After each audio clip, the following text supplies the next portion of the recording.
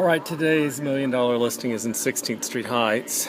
I actually sold that little house to a couple who I guess lived down more like in Mount Pleasant or somewhere and wanted to move up to 16th Street Heights where you get a lot more for your money. The houses are large like that one. This is actually a ritzy private school that moved up here from Kalorama from Embassy Row. The house I'm in though, which is well over $1 million, is a shell. You don't find these very often anymore in DC. They've all been renovated. This one is 3 stories plus a carriage house. It could easily be turned into condos. You just have to get the zoning through. There's an original clawfoot tub. You'll see the windows have a lot of architectural detail. The house itself has a weird stone exterior. I don't know if somebody would keep that or not. I don't think there's anything really wrong with it. This is the 3rd floor, which is slightly smaller than the other floors. I think you could probably make this 3rd floor into 1 or 2 units. They'd at least be big efficiencies, or actually probably 1 bedrooms. You could make the 2nd floor into 2 really large units. You can make the 1st floor into another 2 really large units.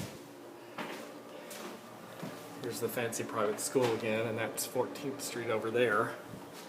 Anyway, I usually make these tapes only 10 minutes long, so I don't know if that means this is going to end up being 2 10-minute tapes, one for the interior of this building and one for the carriage house and exterior, or if it's going to be more. You can see this stairwell could be really nice. It does have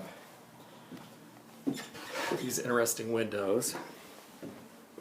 Anyway, that was the 3rd floor. You can also see that the hardwood floors are salvageable. This is currently kind of a for sale by owner listing, and I think maybe because of that it's being badly marketed. I don't know. I didn't check. I don't know if the current owner owns it because he bought it at a tax auction and how it got to be in this shape. This is actually a neighborhood that was always an upper middle class African American neighborhood, like Crestwood and 16th Street Heights and Colonial Village and Shepherd Park, all the neighborhoods up along 16th and 14th Streets, just east of Rock Creek Park, that lots of white people and lots of people who live downtown and lots of transient DC dwellers don't even know exist. They think that they're in the suburbs when they come up here, and they get confused because the people who own the houses seem to be, although this is less true, it's more integrated, mainly African Americans. So they get very confused because they're like, well, they didn't think there were black people in big fancy neighborhoods, which of course has always been true in DC. That's the carriage house. And you can see that this particular unit, oh my gosh, the door is not even broken or taped shut. I'm not going to walk out on it much just in case it's dangerous. Oh, this is interesting. There's a DC police on a Segway. DC police use Segways. Anyway, maybe I will walk out on it. We'll just do it slowly and test it. Oh, so there are 2 decks. So if you made this into condos, you could have 2 second-floor condos that each would have their own really large deck, kind of looking over this pastoral greenery of the, I think you could get 2 condos at least, if not 3 out of that carriage house too, and you could put decks on it. Anyway, they have these kind of nice views of the greenery of the school. And there are fireplaces. Since it's only 3 stories tall, there are probably fireplaces throughout. Old-fashioned chandelier. Somebody's been working on getting at the plumbing, but nobody's doing anything with it right now. Somebody either put in plumbing there or took it out. I'm not sure which. Anyway, that was half of the 2nd floor, because it really looks to me like this has already been bifurcated into separate pieces. These floors are in really fairly good shape. There's the other deck. Oh, this door works too. I won't necessarily go out on this one. That's 16th Street, which is all churches and synagogues and Buddhist temples and Baha'i temples.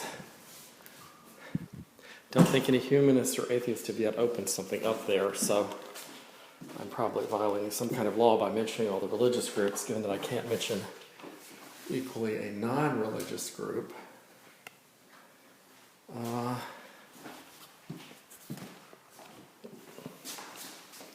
Let's see if I can figure out how to get back out.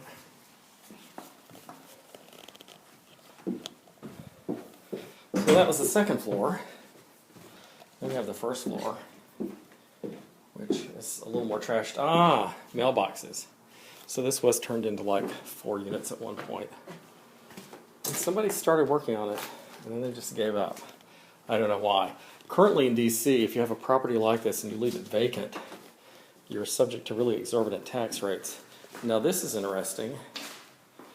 Here are detailed plans for this house. At least I think it's this house. So I would assume that if you buy it, you also get these. I'm glad that it's not later, because I would be a little creeped out being here, since I don't know why there's a restaurant-sized thing of glasses here. This is the kind of place where I'd expect someone to have moved in. For instance, there's someone's boombox. There are all the chandeliers that were in different parts of the house. Here's the front room and the front doors. They are locked. I would go straight out them and show you what the front of the building looks like, but I think that's instead going to be the end of this video, because I think that's instead going to be the end of this video because I can't go out that door. Another fireplace. So you can make 2 really grand units out of each floor, I think. You'd get 2 large 1-bedrooms or 2 bedrooms out of the first floor and the second floor, and then you would get a 1-bedroom in efficiency out of the third floor, and then we'll see how much you could get out of the carriage house. Now, I'm almost... Oh, this is the stone. I guess this used to be the exterior of the house. This is the kind of stone that is on the exterior of the house, or including in the front. But we'll see that later when we go back and look at that part of the house, or look at the outside from the front. Here's the carriage house. You can see that there's some grounds.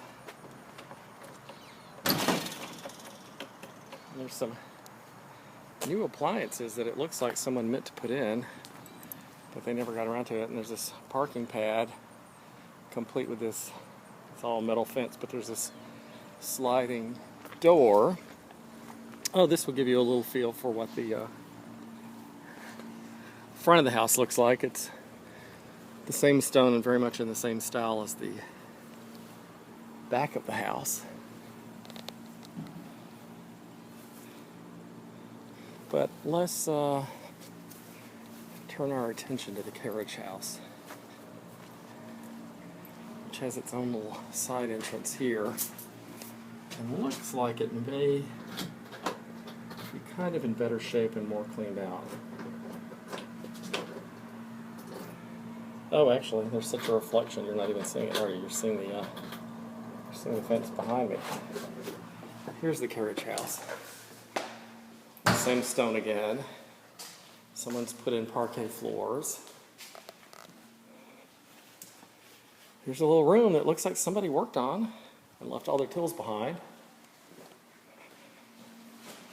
Ah, amazing.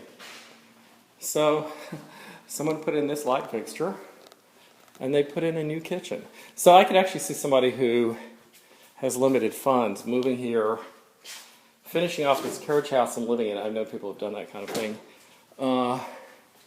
And doing the rest of the house while they live in this. This carriage house is very interesting though, because there are stairs going up there, and there are stairs going down here, and then here's another little room, complete with this interesting cabinetry, and its own little bathroom. So it looks to me like we are going to have to make a second tape, and we will start at the top of this and go down.